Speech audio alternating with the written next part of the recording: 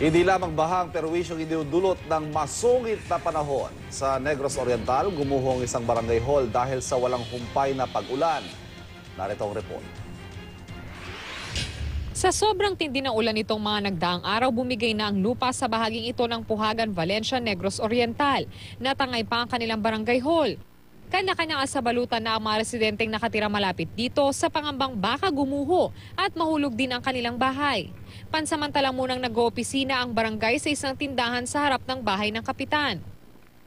Wasak at di na mapakikinabangan pa ang ilang bahay sa barangay Mercedes, Zamboanga City matapos daanan ng ipo-ipo. Gawa ang mga ito sa light materials kaya madaling napinsala. Wala namang naitalang nasaktan sa insidente. Sa barangay Tumaga, Zamboanga City naman, perwisyong inabot ng mga residente at motorista nang bumagsak ang isang malaking puno dahil sa malakas na hangin. Humarang kasi ito sa gitna ng kalsada kaya hindi nakapasok at labas sa barangay ang mga sasakyan. Nasira rin ito ang isang kalapit na kainan. Unti-unting pinutol ang puno para tuluyang maialis. Bumuhos ang malakas na ulan sa Ormoc, Leyte kahapon. Resulta, baha. Hindi naman tumigil sa pagbebenta ang mga tindera sa palengke. Patuloy din ang pamamasada ng mga tricycle driver kahit na bahagyang binaha ang lugar. Para sa unang balita, Von Aquino reporting.